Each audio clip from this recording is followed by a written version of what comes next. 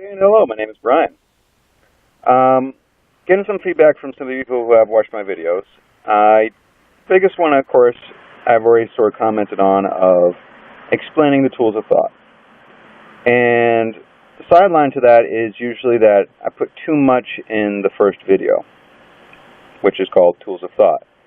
And I realized that it'd probably be better if I actually broke it up a bit more, so that's what the next 3 videos are going to be about. I'm going to break up the tools a little bit easier, make them a little bit easier, and give me a little bit more time to work on them. So, here we go, part 1, Tools of Thought. And this one is dealing with, well, choices. The first tool of thought is, what is the first question? I will say that again. What is the first question? Now, I use this tool as a signpost, because as you're working through conversation or working through problems, you might stumble upon a problem, which would be a question, because how you phrase it. Or if someone asks a question in a conversation, that is the first question. And as you branch off into that side conversation to explain or work through that problem, you can then use as the first signpost the question that spawned it. And you can then go back to the main conversation and continue on. So, that is, what is the first question? And that is a signpost.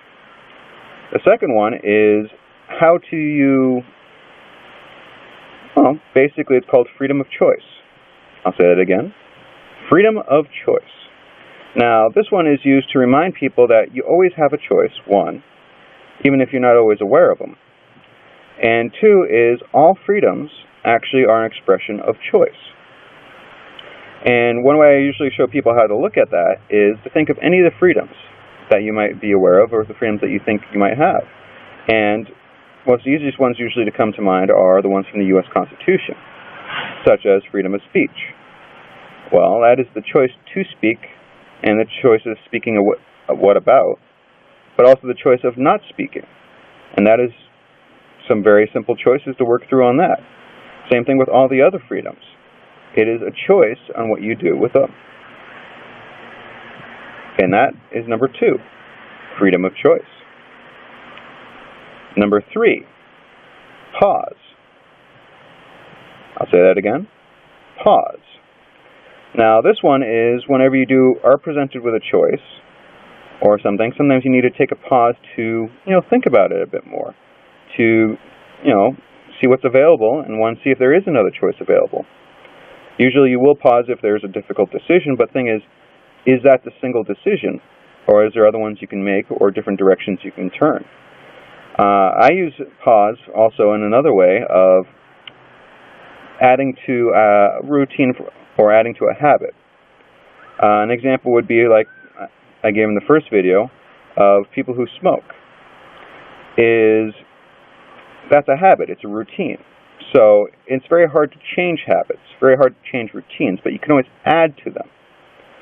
So pretty much is first you look at what your routine is, what you do and everything else for when you do smoke, and you figure out a good place to put in a pause.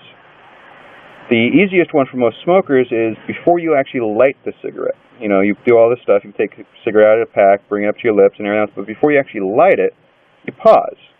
And you think, well, why am I lighting this cigarette? Did I get it for a friend? Am I lighting it for myself? What caused me to actually have this cigarette? And you think about it. And all you really did was add a pause to your routine. And that's adding something to it, not taking something away. And those are the first 3 tools, and those are very useful for just looking at decisions and seeing what types of decisions there are.